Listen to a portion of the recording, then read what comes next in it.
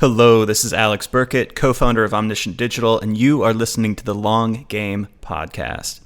In this episode, I'm talking to Josh Garofalo. Josh is a SaaS consultant and a copywriter and is the owner of Sway Copy.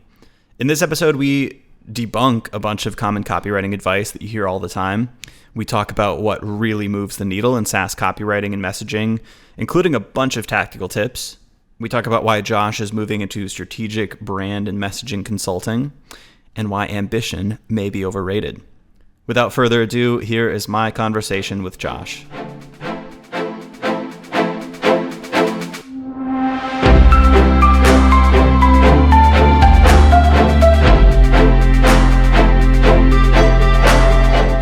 I have a very high-level intro question. Do you remember the moment that you knew you wanted to be a copywriter?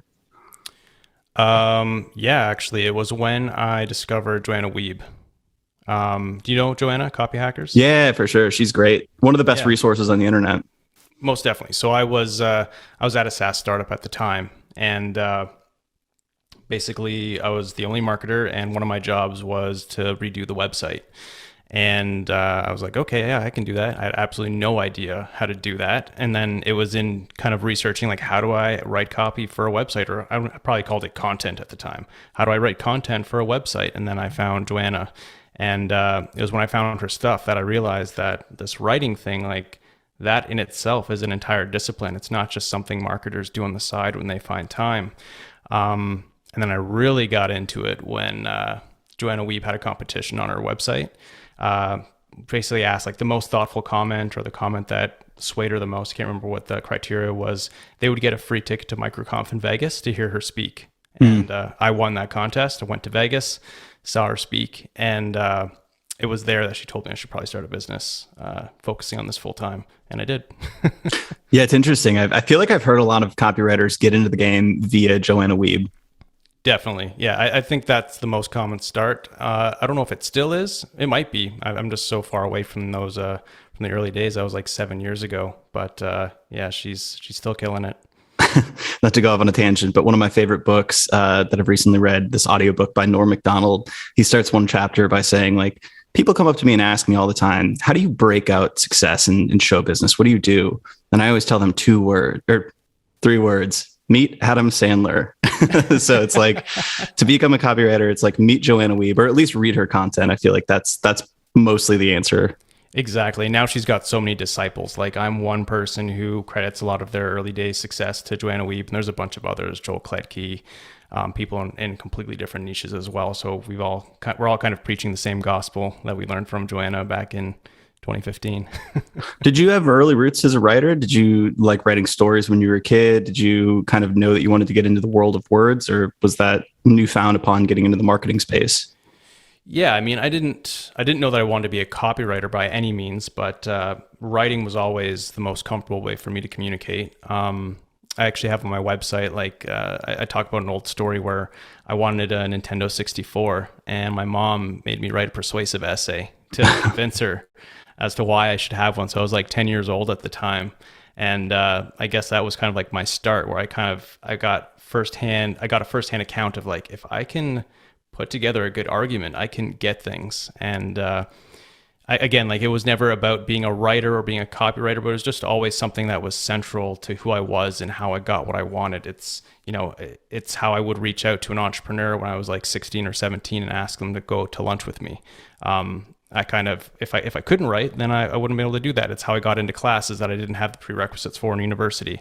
I would write to the counselor and give them a good argument as to why I would be able to go into this class without the prerequisites and do a good job of it.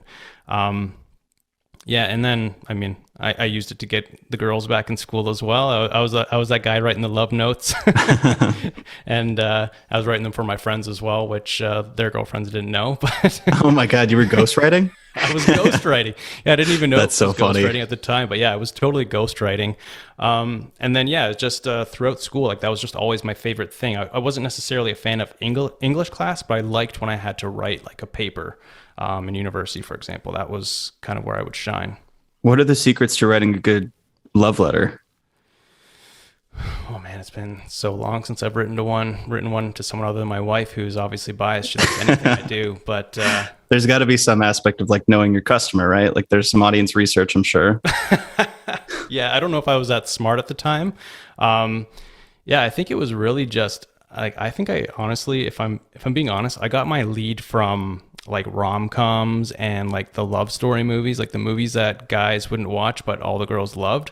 Like I would watch some of those, and I could kind of steal it. And like girls were like amazed by the things that the male characters do in these stories and in these movies, and they're really basic things. It's really just as simple as like notice me and like do something special for me to show that like you're willing to embarrass yourself a little bit in order to impress me. That's what a lot of those movies and those stories come down to. You don't have to do anything crazy. It's just do something out of the ordinary, something that most guys wouldn't do or say. And that's what I would do in those little love letters. I wish I still had them. That's amazing. I feel like some of that can translate to online copy today. It's like, what's the phrase when you admit some weakness, right? Like that sounds like that Exactly. vulnerability to an extent. And then, show you care, like basically have customer focused copy, like focus on them, not you. That's an argument I have with founders, especially all the time, is like, let's just admit that we aren't the absolute best at everything. We'll choose it. Like we're not the best at the things that our ideal customer doesn't even care that much about. But just by admitting that we're not the best at these other things makes it a lot more believable when we say we are the best at these other things that our ideal customer really cares about. So yeah, I guess there is some carryover there if you want to draw that line.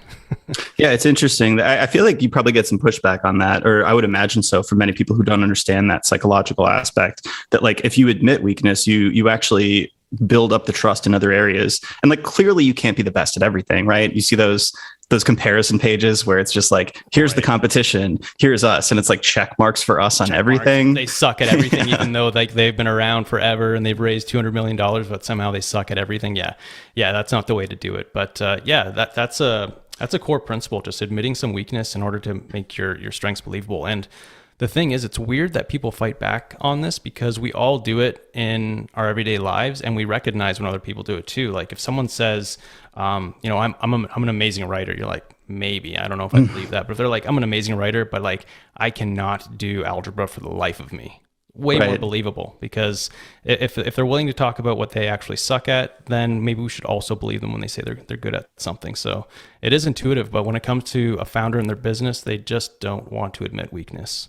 Do you think there's also maybe like an inverse correlation between the ability and the showmanship, so to speak? So when people maybe or companies are more confident, they're more willing to admit those weaknesses or maybe not be so boisterous. It reminds me of those, like the Twitter bio, like when you've not done much, it's like Forbes 30 under 30, like I'm an entrepreneur, this, that, this. And then there's like $1 billion founder who just says like, I build stuff, you know? Yeah, exactly. And I can even think about that in myself. Like when I was a student and I would go to a conference, like I would wear a suit because I was nothing, but I wanted to appear like I was something. And then you go to a conference now, and sometimes you'll see the guy who was just speaking on stage. He's got like a dirty baseball cap on, a hoodie, but he's got like $100 million company. And the reason he's able to do that is his actions, his deeds are speaking louder than anything he could show with his clothing. So yeah, I think it's the exact same thing. It's like, yeah, there's the concept in evolutionary biology called costly signaling. So it kind of explains like the peacock's tail and why it's so extravagant, which is actually like a survival hazard. It shows how fit they are because they're actually carrying a cost by that, right? Exactly. It shows how powerful you are by being willing to show weakness, right? Like that's a costly signal. So it's almost like this reverse showcase of power. Exactly. Yeah. It's funny how that works. That's true. So I stumbled into you. I feel like you bridge these worlds of CRO and copywriting, because I kind of associated you a lot with the CRO space. Do you find that you're a member of both of those tribes, or how do you think about your tribe membership, so to speak?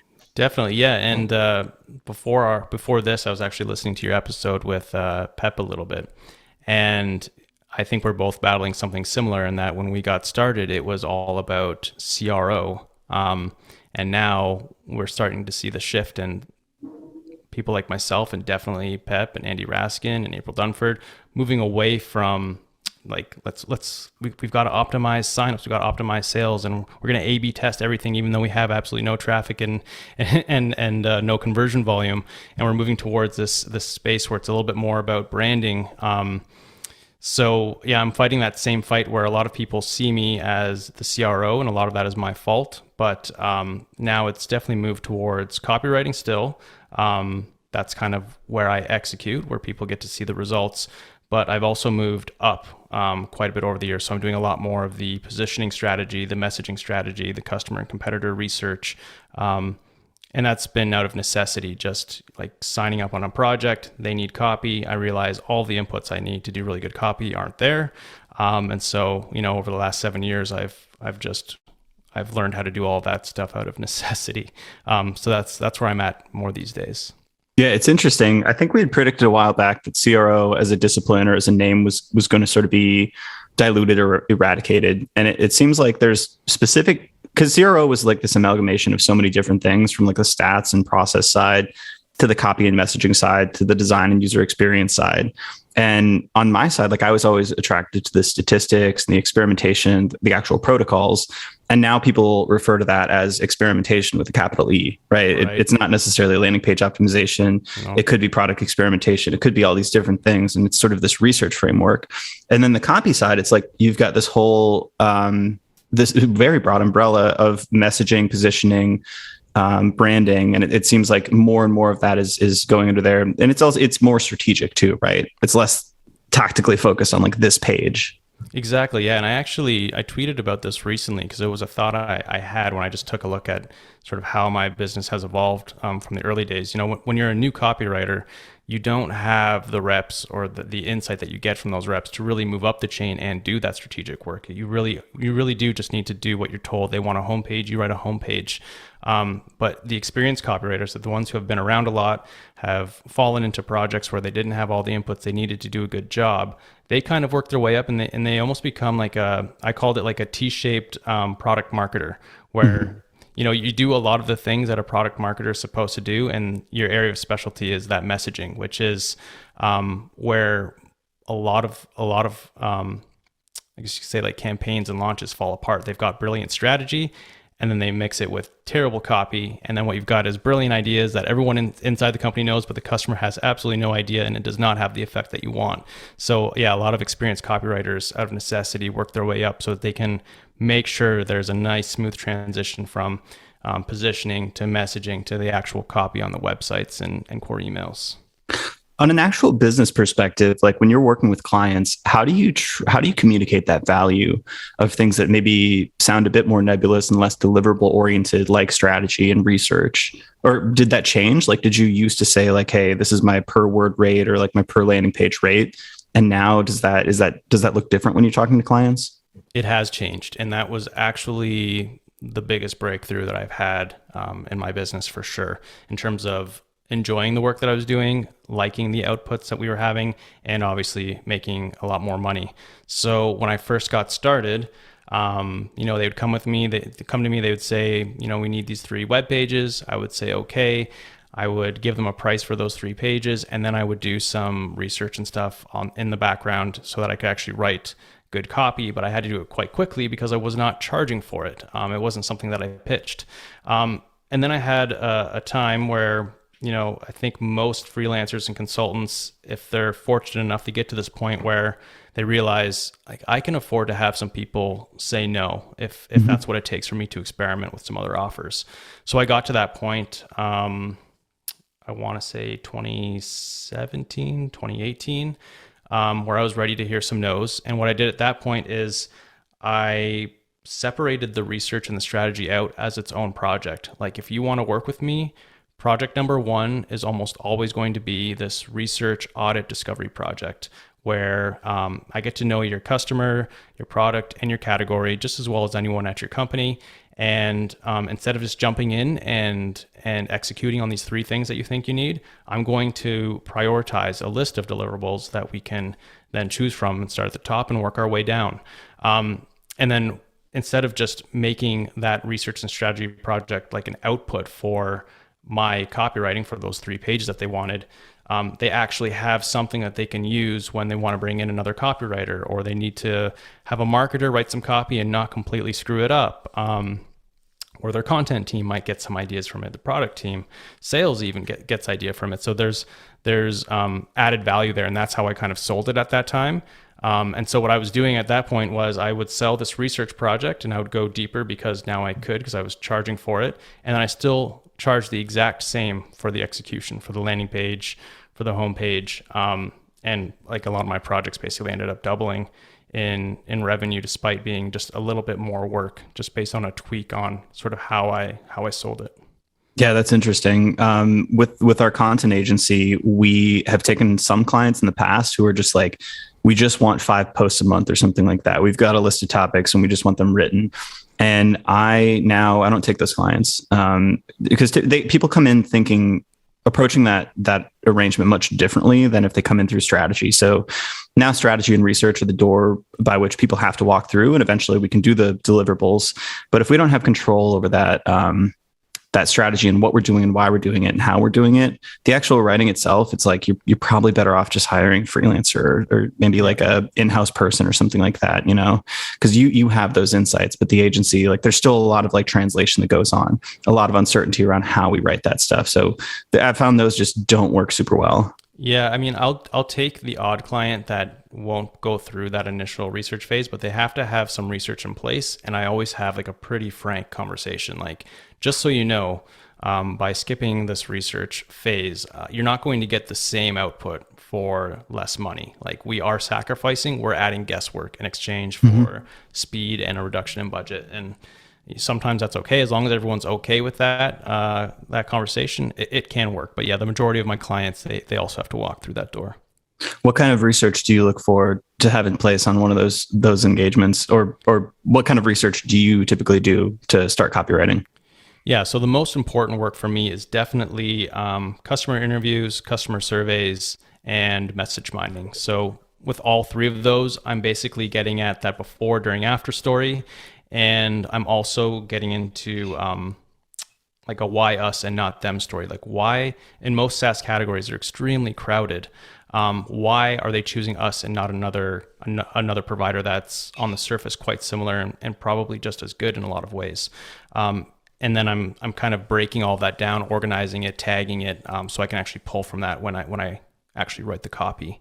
What else would I go for? I mean, I will look at things like screen recordings using Hotjar. A lot of companies don't have that in place. Help, like if they have like a intercom on their site, I'll go through that, and it's extremely tedious, but also extremely valuable, especially when you start to see those same questions surfacing over and over again. It's like, why isn't this on the site? Like people are asking us over and over again if they do this, if the product does a specific thing, like that should probably be on the website. Then obviously people care about it and they're not seeing it. So that's another place where I spend a lot of time. And then obviously, like I'll speak to sales, support, success, people who are customer facing, usually before I start interfacing with the customer, just to give me a bit of an education. But yeah, that's where the bulk of it is. Not as much in the way of data, like analytics, A/B test results these days, just because most of my SaaS clients, they can't really do that properly. They don't have the volume, or they don't have the resources in-house to actually like to run tests, to make more than one version of something. Yeah. Do you ever get pushback on the research components where they say something like, hey, we already know this stuff. Like we don't need to like look at this, or, hey, we can just A/B test it. Or like, do you ever get that kind of, hand waving, like, Yeah, although I usually will lose those clients before they've actually signed the dotted line, because before we get into it, I'm pretty explicit about wanting to do that. I'll say like, we shouldn't do this unless you have a really, unless you're quite sure that we're going to be able to get at least 10 customers on a call. Like if you think that's going to be a problem, this might not be a fit. If we're going to do a survey, like tell me if you think we're going to get like 50 plus responses. If you think we're going to get 6, like tell me so that we don't bother with that. But yeah, there is some pushback. And usually what I've learned over time is when you get a lot of pushback on that, It's because you're getting hired to do the job that you can't actually do, which is, I guess you could say, like, polish a turd. They know their product kind of sucks. No one's going to want to talk to you about it, and if they do, they're not going to say nice things. And so I've kind of seen that as a red flag in a lot of cases. I have to be shown evidence that I'm not walking into a situation where they think hiring me is going to help them sell a crap product. That's hard won. That's hard won experience. I definitely got hired to polish some turds early on. Yeah, man, I could definitely see that. Yeah. What kind of, do you have questions in mind when this insight around like why choose us over the others? That's an interesting insight. How do you provoke that? How do you get to that insight? Yeah, I mean, it's pretty basic, and I'm actually amazed that when I ask a client's customer, like, before you chose my client, what were you considering or what were you using? I've actually had a lot of people where they're like, hang on just a second. Then they pull up a spreadsheet, share their screen, and they actually have like a list of like 10 competitors and like different criteria that were important to them. And they're often willing to send that over. So if you collect enough of those, you get a really good idea of how you differentiate from the competitors and which criteria they're evaluating on. That's amazing when that happens, but it doesn't always happen that way. So the other way that you can get that is, again, you ask that question, like, what were you using before, or what were you considering? And then just kind of asking questions that get at the weaknesses of those competitors, like, why didn't this company work out? Why didn't that company work out? For example, right now I'm working with, do you know Circle, the community platform, Circle? Yeah, so I'm for working sure. with them right now. And it's very obvious, like, if you ask a customer, why don't you just do this in Slack? You'll notice a theme arising over and over again, which is like, Slack is chaos. It's you have a comment. If you're not always checking in, you're going to miss it. So there's little incentive to go back and actually answer old questions because they're just buried and no one's going to see your awesome contribution. Whereas in Circle, everything is a lot more calm. It's asynchronous. If you see something that you want to give a thoughtful response to 3 weeks from now, you can, and people will see it if it's good. So again, it's pretty easy when you ask those questions. And the other place, if you can't get this from customers, is negative reviews on sites like G2 Crowd. So, that's a great way. If you know which competitors are coming up over and over again, go take a look at some negative reviews. You'll probably find some themes. There'll be obviously some of those just, disheartened customers where like customer service sucks, and everyone's going to have some of those. But sometimes it's something like quite concrete that you actually have, that you actually execute quite well on. And that might be a way to bake in some of that why us and not them. The review site's interesting. I can't believe people actually give bad reviews on G2. Like, I always thought those were just like incentivized from the company. Like you have some sort of a referral, review, rewards, customer marketing type program that incentivizes those. But you really have to go out of your way to like fill out a whole review that, especially like a 3-star, right? If it's a 1-star, it kind of makes sense because you're so pissed off. But like those 2-3 stars where it's very detailed, I'm amazed that people put the time into those. Oh yeah, and if you're going to use that tactic, I mean, the 1-star reviews aren't usually where the money's at. Those are just people who are pissed off, and you're probably not going to do something to make those people happy. But the 2 and 3 stars, those are the people where it's like, there was potential here, but there was just something really important missing that I thought would be here that I really needed. And that's where you might find some money ideas for sure. For the interviews and the surveys, like who do you ask these questions to and when? Like, is it going to be a power user, somebody who just purchased, somebody who is thinking about purchasing, like a prospect, or how do you kind of hone in on who to talk to? Yeah, that depends a lot on the timeline and the budget, but most cases, I want a customer who's actually using the product, has value. A question I'll often ask like my client to give them ideas of who they should connect me with is like, which customer would you love to replicate over and over again? Let's get on a call with them. And then the other thing is, I don't want it to be like 5 years since they signed up, because everything's changed. The landscape has changed. The product has changed. Their business has changed. So that customer who jumps in, is getting actual value from it, is enjoying the product, and probably signed up within like the past 6 months to a year. It's usually fresh enough where they can actually talk about that experience where they were actually evaluating competitors and switching and what caused them to look for a solution and switch. Because as we all know, the cost of switching is something that you have to overcome. You can't just be a little bit better. So there's valuable insight there. The other thing that I like to do is, and this is a lot harder, is speaking to people who haven't signed up yet as well. And it's just harder to speak to these people because they're less invested. Like it's harder to get them onto a call, but if you can, it's enlightening to see like what it is that's stopping them from signing up, and yet they're still invested enough to speak to you. So those people can also be super valuable. And to a lesser extent, you speak to people who have churned from the project or from the product. That's not usually my wheelhouse. Yeah, I feel like also, so the prospects is interesting. Like we do that with our sales process, and these are like sales questions. They're, facilitating a close, but they're also very good for customer research. We always ask, how come you can't do this in-house? And are you considering other agencies? And like, what dimensions are you considering?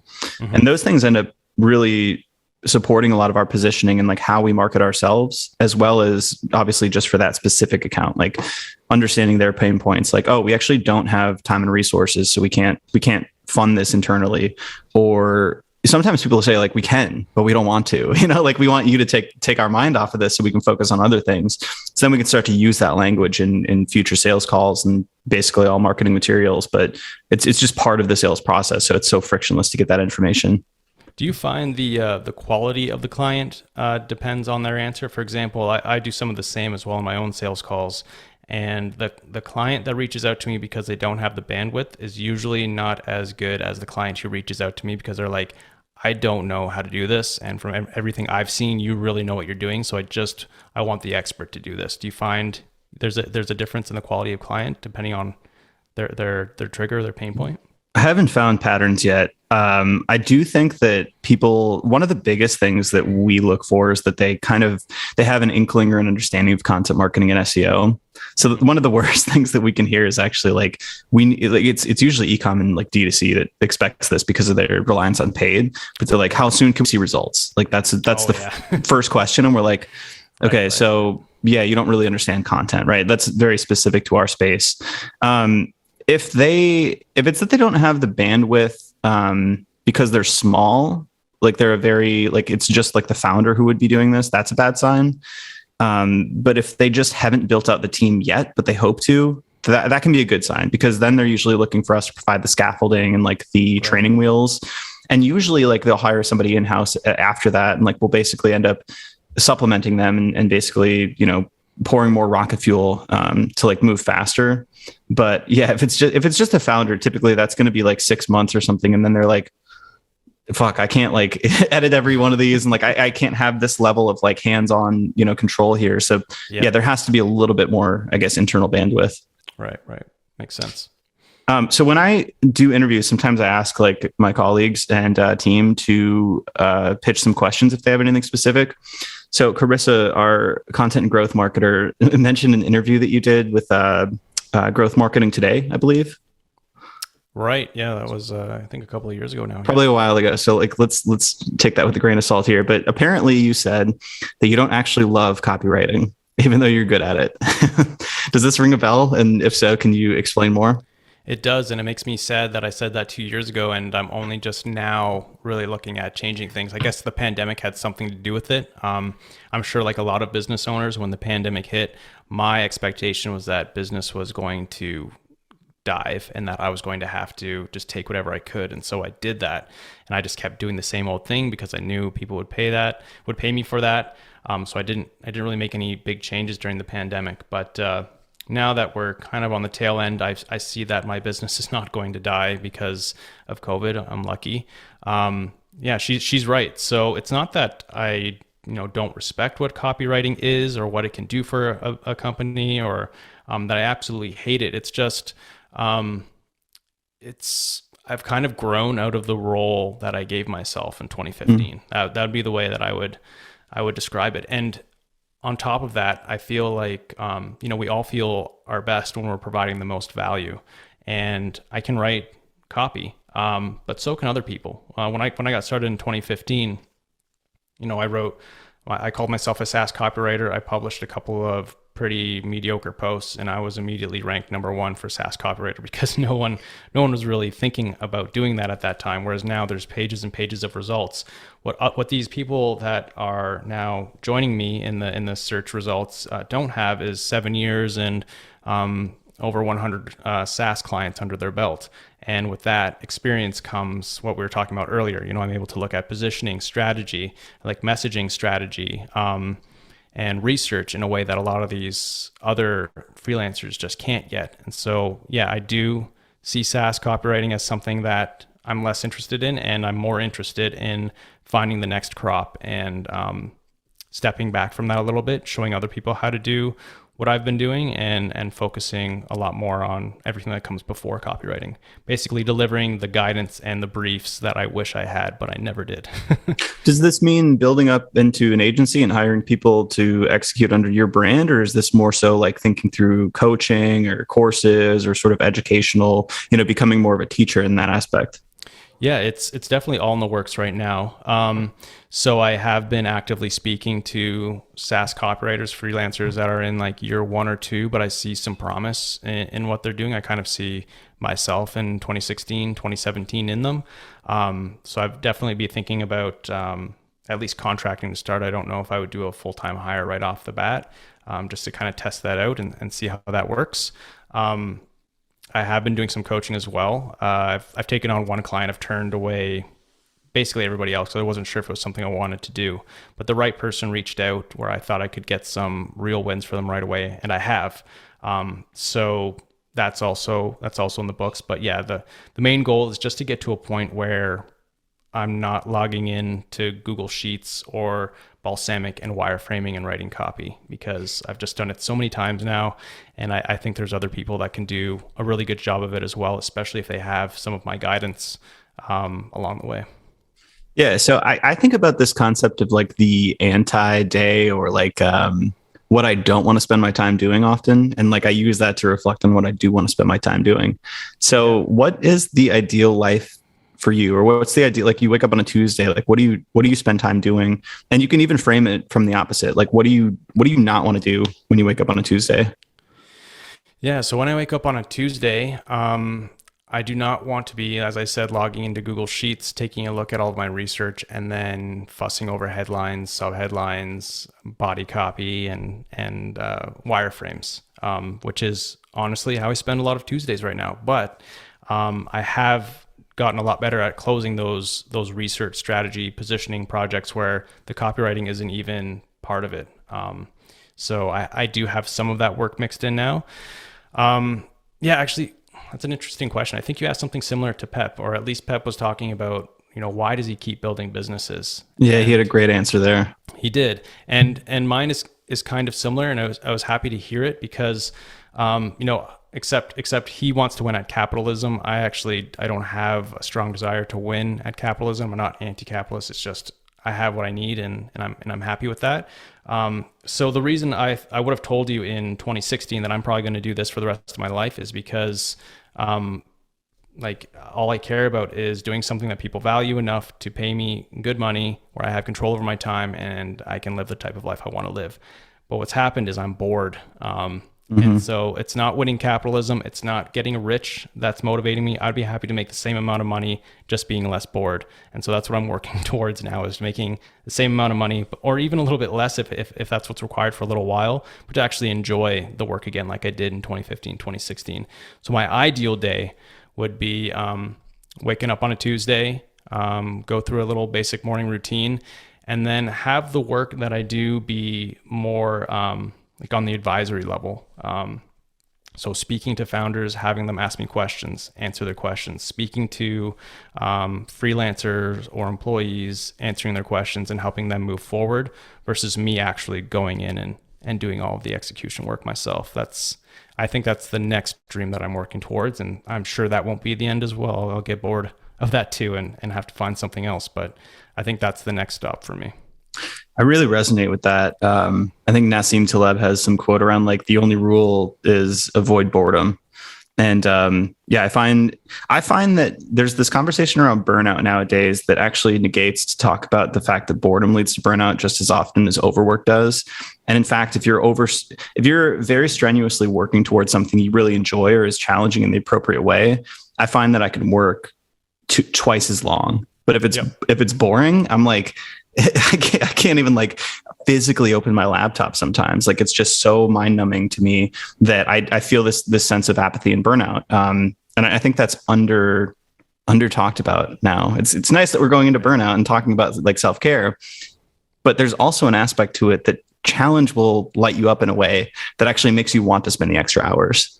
Exactly. And I mean, I've been toying with this idea of kind of subcontracting some of this work out for a little while. But the thing that really pushed me over the edge was earlier this month, I woke up to a similar amount of leads that I would get in like a month, but it just came overnight. And I told my wife, and she's like, why are you so, like, you look so stressed? Why are you stressed about it? Is it because it's going to be too much work? It's like, because if they close, I'm going to have to write so much copy.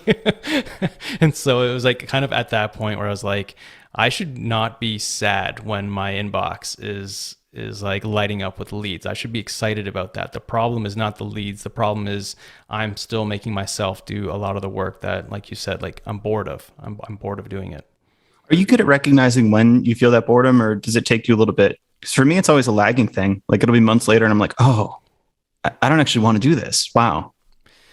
It is lagging. I used to be a lot better at it when I was younger, but when I was younger, I would make rash decisions. Like I would be like, I don't like this anymore, so I'm going to drop out of university for a year and, like train in boxing for a year and see what happens there, and then realize that I don't want to do that and I'll do something else. Whereas now, because I'm a little bit older, I think I'm able to, and I don't think it's a bad thing, take some months, like recognize when I'm feeling bored and that I don't want to keep doing something, but then keep doing it while thinking about the next thing strategically versus just reacting. Did you actually drop out of university and train in boxing? I did. Yeah. Yeah. So I was, this was like way back when. This was like, I was probably 18. Yeah, probably like 18 or 19. I had been boxing already, and grappling up to that point, and I was doing both. And I was just really loving boxing and grappling, and I was hating my first year of university. So I dropped out of school, and I was training boxing and grappling. And what I learned during that time was there's a very big difference between enjoying something and then looking at it as like, this is what I'm going to do, and doing it every day. What I realized is I hated doing it every day. Yeah. I stopped it actually all cold turkey, got out of my system and went back to school. And I'm glad I did, but that was the way I used to react to that feeling of being bored. I would just run from it. Sometimes you have to learn those things though by making that jump. Like I know for myself, like I thought I was going to get into music and I studied music my first semester in college. Same exact story. Once I started doing it every day and breaking things down at the level of like, intricate music theory, I stopped enjoying it. And I'm like, you know what, maybe I'll just do business and play a little guitar on the weekends. Like that's probably sufficient. But had I not done that, I never would have known. And I probably would have just always in the back of my mind thought like, oh, I should have gone into music, and it maybe would have been a regret. Oh yeah, absolutely no regrets for making that decision. And the other important lesson that you learn is that you can go on a path, step off of the path, try a different path, step off that path and get back to where you started, and you're going to be okay in life. Whereas I think people who are really good at living that linear life where they get amazing grades all the way through school, they go to university right away, get amazing grades through university, never switch their major, go to grad school, and then like become a professor. I feel like they're fragile. They don't, if they run into any type of adversity, they don't know that they're going to actually be able to deal with it and hop on a new path and succeed there as well. So yeah, I would highly recommend it, especially if you're younger and you don't have a whole lot to lose. So we talked about like this heuristic of avoiding boredom and seeking challenge, but do you have an idea for the long game? Or like I asked Pep this question, who are you chasing? Right? Like, do you have an idea of like something in the future where you're aiming towards, or how do you think about that?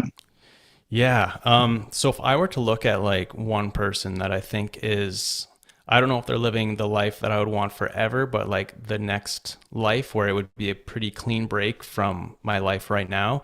I don't know how to say his whole name. He's known as G. Do you know G? Yep, for sure. Yeah. So for me, like, he is doing exactly what I would want to do one day, where he's seen as an absolute expert in his area. People bring him in, amazing companies bring him in. They award him equity, and I'm sure a very healthy fee as well. And I don't think he's necessarily in there writing copy, but what he's doing is he's taking what he's learned from so many reps, seeing the guts of so many companies, and applying it to the next company. That is where the founders have maybe seen the insides of 2 or 3 SaaS companies, and they're not quite sure what to do. So I think if I'm chasing somebody, it would be somebody like that for sure. Do you think if you got to that point, you would miss copywriting or have to do some sort of writing on the side? No, I don't think so. No. And again, it's not because I don't like copywriting or it's not useful. It's just I've done, like, I would hate to look at how much copy I've actually written over the past 7 years. It'd be tombs of copy, I'm sure. I would always be happy to speak to a copywriter, and if they had questions, answer those questions. Like I'm still very passionate about persuasion and getting people to do something. I think that's a super valuable skill in and out of copywriting, like just being able to speak to people, whether in writing or through voice, to get them to actually act. I think that's so powerful, and I'll always highly respect that and want to be involved. I just don't want to be the person agonizing over the headline going forward. Why do you think you were or are a good copywriter? Like, do you have some skill, trait, background, experience that you attribute that skill to? Yeah, I mean, I think its base level is I can write. I wouldn't write a novel, but like I know how to get my thoughts actually down onto the page. So that's a prerequisite that a lot of copywriters get started without even having in place. So once you have that, I guess the next thing is I've always been deeply interested in psychology, and that's what I spent my time studying at university, psychology and physiology. So just how the human body and mind works has always been interesting to me. So I think, I mean, once you go through cognitive science and social science, a lot of the things that people speak about as like new and shocking is just like you learn about that in like Psych 101 if you had taken the course. So that was definitely part of it. And then I think the other part is empathy. Like I'm a fairly empathetic person.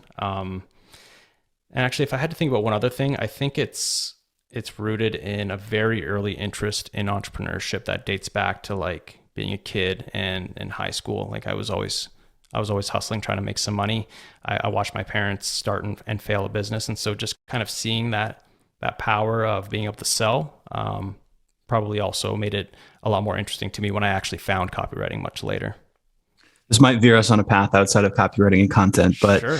That interest in psychology and physiology is interesting because I share that. So do you follow like Dr. Andrew Huberman and Rhonda Patrick and that whole crowd of like kind of biohackers and optimizers, or is that? No, I haven't. I think like I find like the people that are able to get into the biohacking and like tracking their sleep and their exercise, like I'm amazed by those people, and I wish I could do it, but I have the type of personality where I would become obsessed with it, and it wouldn't. It would backfire. It would backfire for sure. So I unfortunately don't dabble in the biohacking, but I love like reading about people who do that. It's interesting. Do you do that? Yeah, I'm trying to get out of it actually, because it's the same thing. Like I found myself optimized in every area of my life except sleep. And then I started to think like, maybe it's because I'm so fucking stressed about every other part of my life that I'm tracking, and, you know, I've got my Aura ring on, and it's like, maybe if I just walked outside more, I would probably be able to sleep better. Right. Yeah. It's almost like the ground level foundations are the same. You have to go through this like trough where you're like, you know, doing all this crazy stuff, and then you realize the error of your ways and you go back to the basics again. So exactly. And like, just like a real example for me is I was always into, and I still do, like I have a nice gym downstairs in the basement, but like I like to lift weights. But when I was younger, I would read about like what you're supposed to do, the best exercises, and squats are always named like the best exercise. You put a bar on your back and you squat it. I would hurt my back every single time, no matter how much coaching I got on it for whatever reason. So old me would have optimized and be like, you need to back squat. So make sure you're getting the back squats in. Doesn't matter if it hurts. Now, like I do not do back squats, and my body is just fine. So it's so much simpler than people want to make it. It's like this is way tangential, but I went down a rabbit hole during the start of the pandemic where I was quote unquote trying to get jacked, right? Yeah. Like I was like, all right, I've got all the time in the world. I can fully control my diet. I can control my exercise routine, and there's no social distractions. And I was doing all this biohacking stuff before. Like I was all in the trends of like keto, intermittent fasting, like all that crazy stuff. Yep. And then I hired this coach who's like, hey, you just need to lift like 3 or 4 days a week. Nothing crazy. We can give you a plan if you want, but honestly, just, bench, squat, deadlift, do your basic stuff. And then you're going to eat rice, vegetables, chicken. Like it was just so basic. I was like, wait, I don't have to like time my meals or my protein synthesis and around my like optimal windows. He's like, no. So like I threw away all the biohacking shit and actually got progress. And I was like, oh, okay. Yeah. So the basics are it. Oh yeah. I talk about this all the time, and we can definitely get back to the content, but I think this is really important. And it kind of ties back to the idea of like coaching and courses and things like that. There's a lot of money to be made by overcomplicating something that's quite simple and then selling the answer or the solution. And that's what I've always wanted to avoid when it comes to, if I'm going to create a course or coaching, the one thing I want to avoid doing is overcomplicating something simple so that people think they need to pay me. And that's probably why I haven't created a lot of courses, because the answer is not usually in the course. Totally. So yeah, same thing there. There's money to be made in overcomplicating health and fitness so that they can sell you something. And there's probably some benefits at the margins, the extreme fringes and nuances, but for most people getting into things that way, it's probably not optimal. Like I think it was Ross Hudgens and Neville Medora who had a podcast, and Neville goes, isn't content marketing just about content and links? And Ross is like, yeah, I mean, there's some nuance, but yeah, for the most part. Yeah. And I was like, that's a good way to teach it, Yeah. But that wouldn't sell as many courses. That's too easy. So what's the explain like I'm 5, what is copywriting? What's it about? Yeah, I would describe it as getting someone to do something that's in their best interest through the written word. And I think that in their best interest is an important part. That's what differentiates copywriting and persuasion from manipulation, which I think is what most people are thinking about when they say like selling is gross. So yeah, just it's getting people from point A to point B, where point B is a better place for them than point A, and it's using writing to do that. And you mentioned reading a lot on psychology and some of these persuasion tactics. Like, do you want to talk about maybe some of the most interesting mental models that you've come across over the years, or like what levers can you pull to get people to do things in their best interest that you want them to do?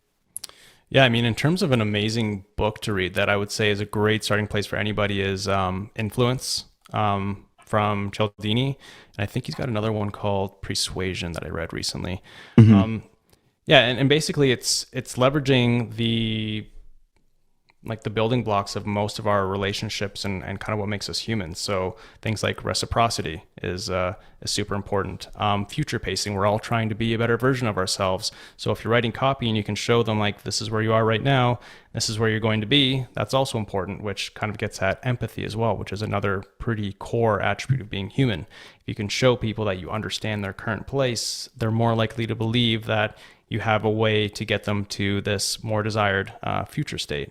I would say those are a few of the big ones. And obviously there's little like mental tricks you can play, like urgency and things like that. But I feel like maybe at least in SaaS, people are wising up to that a little bit. You're typically selling to a more educated, sophisticated buyer, and they can kind of see through those tactics that might work in like the, health and fitness and financial, like direct response niche, for example. I think you need to stay away from some of that, but yeah, it's really just the basics of showing people that you understand where they are right now. You have a good idea of where they're trying to go. You have a path to get them there. You give them value before you ask for anything. I mean, those basic things will take you a long way in themselves. So I know we talk about like benefits versus features and emotions versus kind of rational thinking. And that's probably a needless dichotomy. But I would imagine that SaaS companies, especially the enterprise B2B ones, like probably over leverage the rational, the feature-based stuff. And this stuff that you're talking about here sounds like it falls much more on the side of the emotional, the persuasive, the benefits driven, right? So do you have to bridge that gulf when you're talking to clients? Like, do you ever get pushback and say like, hey, like, even though this is a enterprise B2B product, like these people are still humans and they still respond to the same triggers. Like, social proof, reciprocity, etc. Exactly. And it is, I do get a lot of pushback there. And it is one of the reasons that I don't take that many enterprise style clients on. That's one of the reasons. The other one is it's a lot harder to actually get on calls with their customers and survey responses. And I feel like I'm just kind of wordsmithing, writing in the dark, which is like the exact opposite of what I want to do at this point in my career. And I will say, though, that there is a time and a place for that kind of dense feature capability type copy. And I found that to be most effective with like a very technical crowd. So if you're selling an enterprise product where the person landing on the website and making decisions is like the CTO, don't try to like sugarcoat what you're talking about. Like they know what they're talking about. They want to see a lot of that. I guess you could say like the documentation even can be a good selling tool for them. They want to see the nuts and bolts of the product, and from there they will be able to discern whether or not it's going to do the things they need to do. They don't want you to be like, don't worry about features. Like these 3 benefits are what you're going to get from the product. You know, you can just trust us, sign up for a demo and buy the product, and then you'll be able to realize these benefits. They want to see the nuts and bolts. So there is a time and place for the feature capability driven copy that I don't think gets spoken about enough. It's almost just repeated without thinking about it, that you should just focus on benefits. But yeah, for sure I run into that. I have kind of a wild thought with the enterprise. First off, I don't think they actually talk to customers. I don't know if that's controversial, but I don't think enterprises talk to customers. But second, I wonder if, forget like very specific technical features. I wonder if there's a cargo cult thing going on, or like a prototypicality where if it's jargon, if it looks and feels like an enterprise site, long form, small text, language that doesn't make sense, that almost helps. Yeah, right. Like I wonder if it looked too modern, people would almost have like this subconscious belief that their superior is not going to take it seriously because it doesn't look enterprise. And I don't know, maybe it would backfire if you actually added like what is almost objectively good copy. That's actually a fair point. No, that makes a lot of sense. And I don't think I've ever been given the freedom to actually test that hypothesis. It always still ends up ending up looking like a typical enterprise site. But it's totally understandable that if you're used to seeing a certain type of website in an enterprise company and you've had good results with them after you got past their crappy copy and their terrible website, and then you come to a site that looks like a MarTech startup, yeah, you might be thinking like, yeah, they're just trying to get enterprise money for an SMB product. So there's something there, but I really hope that over time we can shift it away, because I don't think an enterprise website has to be so terrible. Yeah, I hope so. I also have a conspiracy theory that they make it deliberately confusing, so you have to get on a demo to understand what the product does. Because sometimes I know a product and I know the space, but when I look at their website, I'm like, if I was new to this, I would have no clue what this does. I would have to talk to somebody just like by necessity. Yeah, and if they're a large enterprise company, it could be that, but it could also be one of the reasons that I like my sweet spot is usually like that Series A, Series B, fairly small company, is that the committee hasn't really taken over yet. Whereas when they get to be a huge established enterprise company, like every decision, every word is being run by, or is going to go by like 10 people. They're all going to have their own inputs. And what you get in the end is just a mishmash of what everybody wants. And it reads a lot like an enterprise website. Yeah, for sure. Not very compelling, no clear point of view. It's just, it's the copy, the messaging that doesn't offend anybody on the committee. Yeah. So outside of like copy by committee, which I think is incredibly common, are there common copywriting mistakes that you see companies making? I'm trying to think if there's something that's like just small and tactical.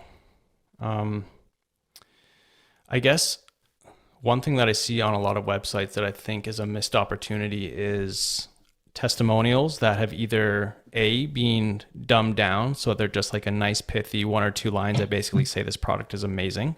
I think that's a big wasted opportunity. And 2, testimonials that are dumbed down or not, but hidden in like a slider, more or less, where they think people are going to get to the bottom of the page, which If you've looked at any analytics, you know a lot of people won't reach the bottom of the page, and that they're actually going to sit there and watch those testimonials scroll by, which if you've ever watched recorded sessions, you know people don't do that either.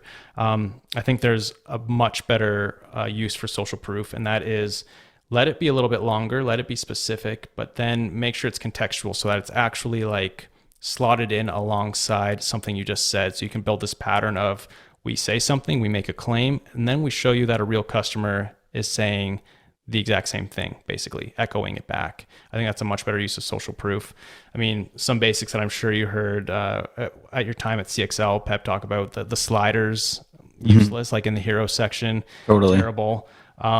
Headlines in hero section. So this is something that a lot of companies do wrong, and it's a high impact area of a website, obviously, is like really vague headlines. And this comes from looking at like the incumbents in your space and giants like Apple, where they think they can get away with it as well. Whereas they'd be much better off like with a very specific headline that says like, this is what we do and who we do it for, or this is what we do and why we do it better than the people you're probably considering alongside us right now.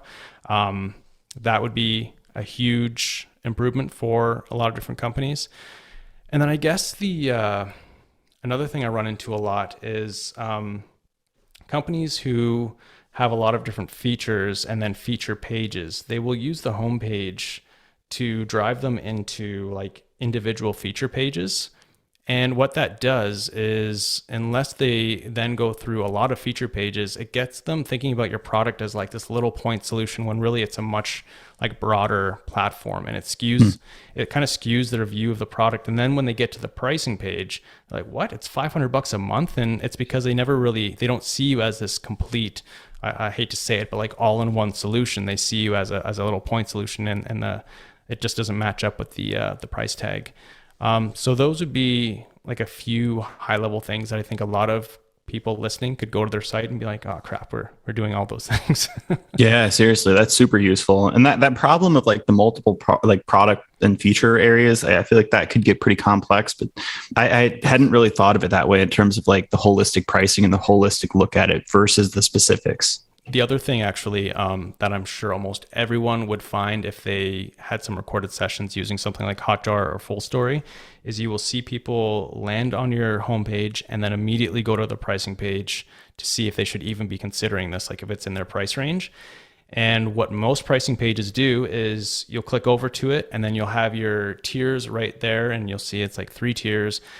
But if you think about that common pattern of landing on the homepage and going right to the pricing page, those prices aren't attached to any type of value. You have really no idea what you're getting for those prices.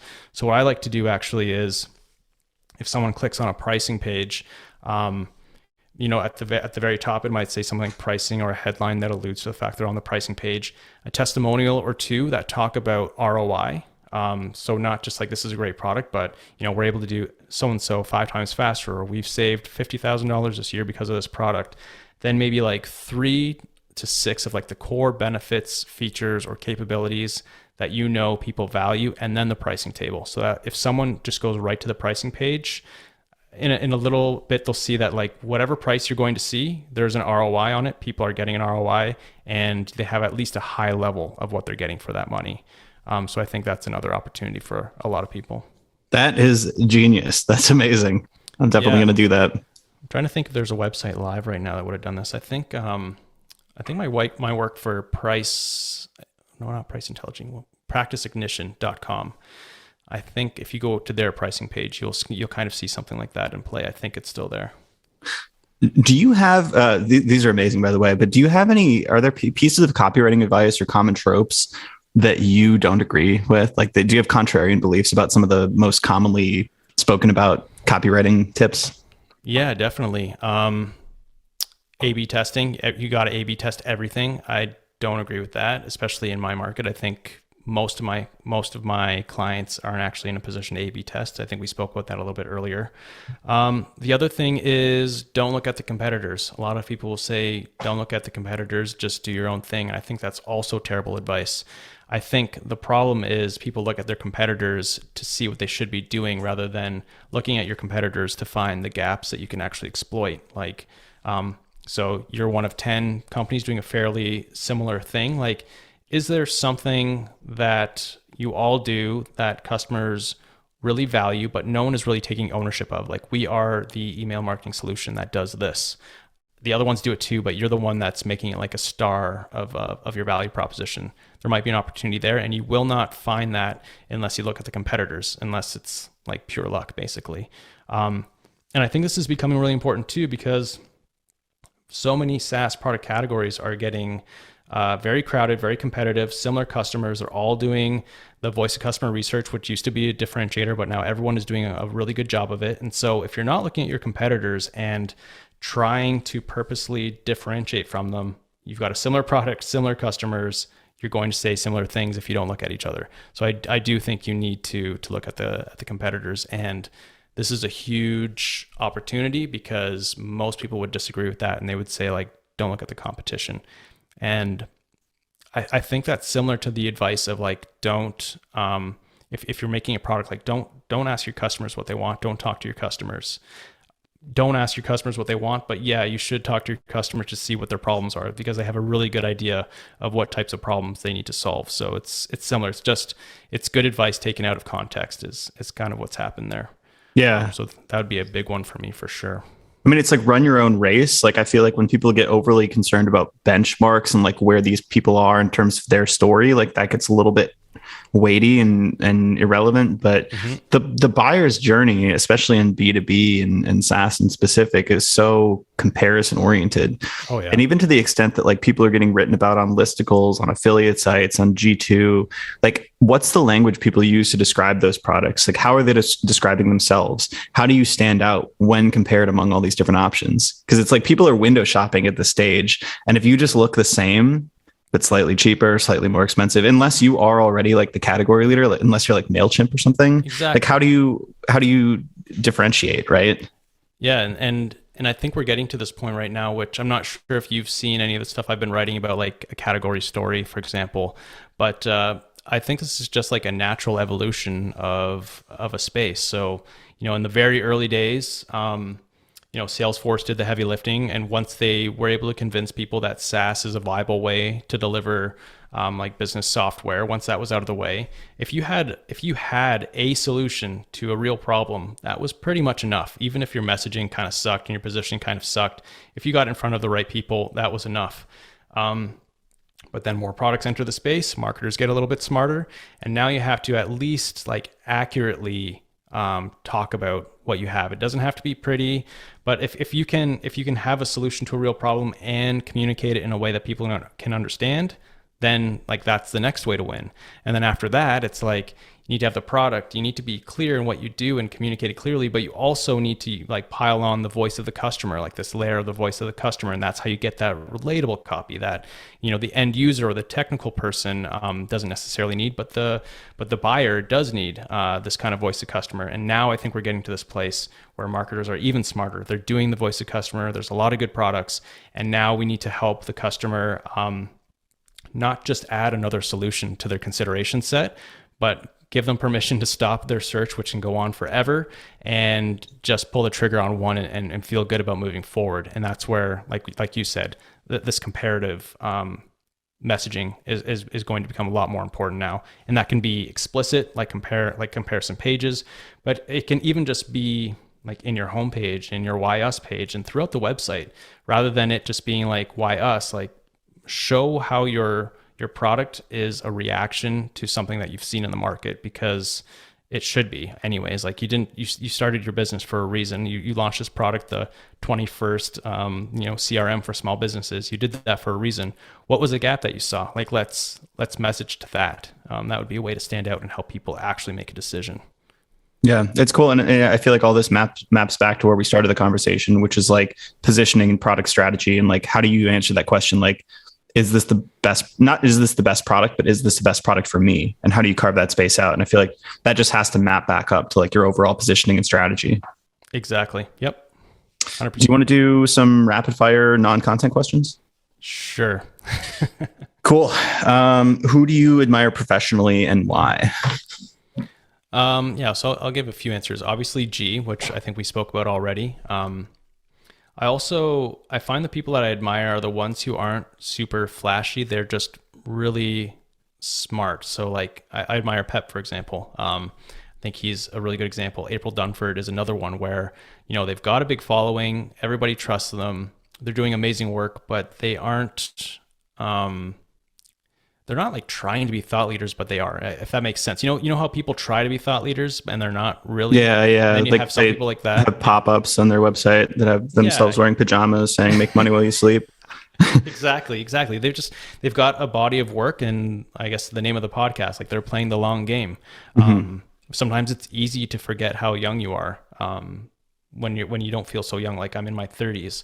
But like, what could I do 15 years from now? Even then, I'm still kind of young, right? So, I admire people like that for the most part. Joanna Wiebe is another one, who again just kept doing the work, and rather than do one thing that like gives them like their breakout moment, it's the accumulation of sticking to it.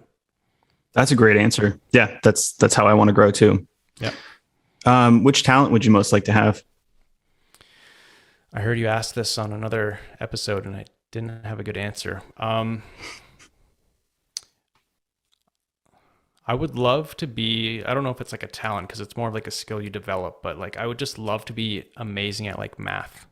I think it'd be awesome to be able to get into like, to really understand like theory of numbers and get into like advanced physics and be able to just do that like for fun would be amazing. But, alas. I don't know if this is like a myth or not, but I've heard that Stanley Kubrick used to do like advanced like theoretical math just for fun, like to relax his brain or something. Sounds like one of those things that you would create as like this myth for yourself, this aura of mystery. Yeah, for sure. No, yeah, that would definitely be, I would love to be really good at math.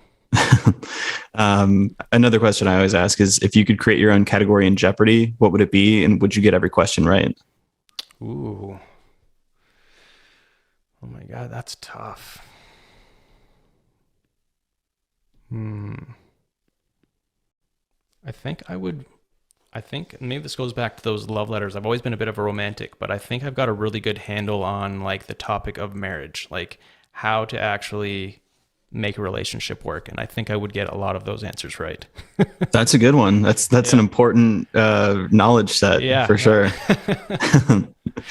Everybody else says very trivial things. It could be like a reality TV or like, I think somebody turned it around on me and I was like, Blink-182 songs or like Tony Hawk characters or something. Yeah.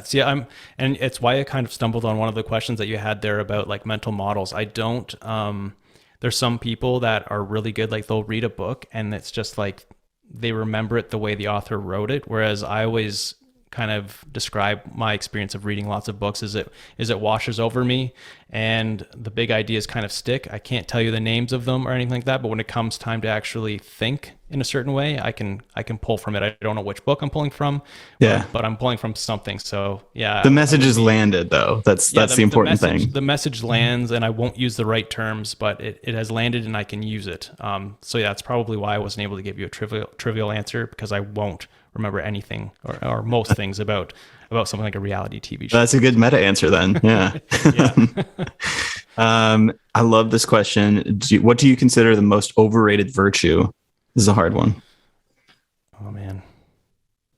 Do you have a list of virtues that I could choose? I should do that because it's like, it's relative, I guess, but like, honesty, patience, politeness, organization, cleanliness, like, just things that people with good character have, I'm looking at something about Aristotle's 12 virtues. I will say ambition is overrated. That's probably like the least popular answer for a business podcast.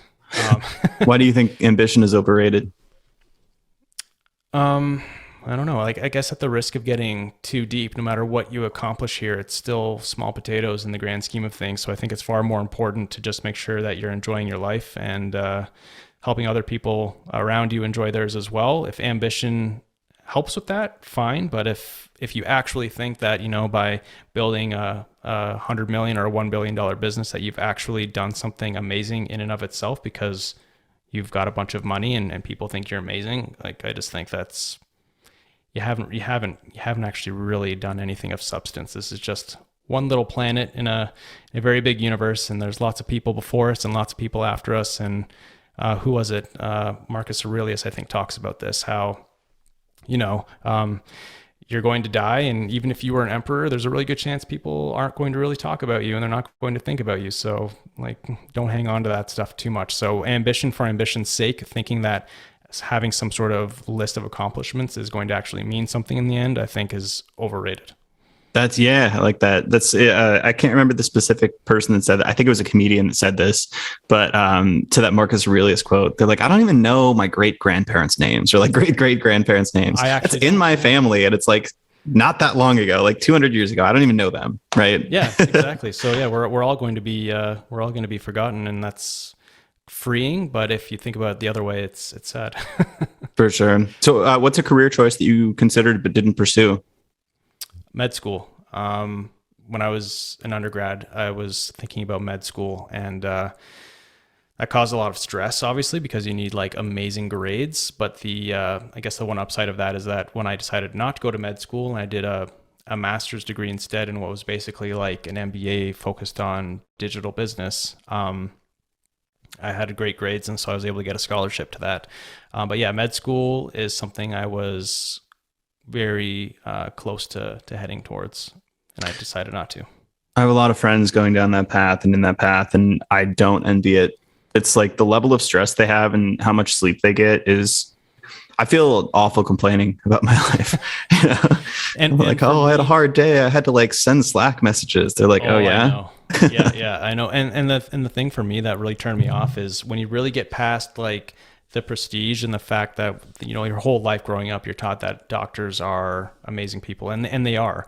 But once you get past that and you think about the reality of your life, there's a lot of rules in place, and for good reason. And for somebody like myself, like I don't want to be in something where the path is already kind of decided for me and I just have to kind of stick to it and do my job. I kind of like what we're doing right now. We're not really sure what the next thing is going to be. We're not sure how well this podcast is going to work, or if you're going to have to try something else. There's no rules. It's just experimentation and seeing what works. And that fits better for my personality.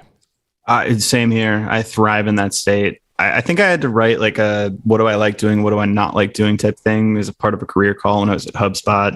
And the thing that came up in mind when I was thinking about what I don't like doing is anytime I'm like told specifically what to do, like exact instructions, and I just feel like I'm on some assembly line, regardless of how hard the problem is in front of me, it just feels, I don't know, stultifying. It's something where I just like completely glaze over and lose interest. And exactly. I had a brief flash where I was like, maybe medical school. This is pretty early on.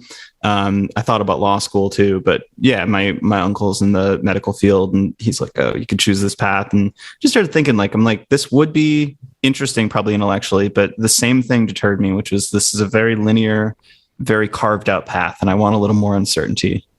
Exactly. Yeah. So that's why we find ourselves where we are. For sure. Easy last one. Where can people find you online? What do you want to promote? What do you want to talk about here? Yeah. So in terms of like, if you're listening to this and you think you might want to work with me, swaycopy.com, that's my main website. If this idea of telling like a why us and not them story kind of resonated, what I briefly called a category story, I have a newsletter there right now. It's completely free, categorystory.com. And in terms of social media, at SwayCopy on Twitter is probably the best place to find me. Hell yeah. Well, thank you so much. This was awesome. Super fun. Thank you.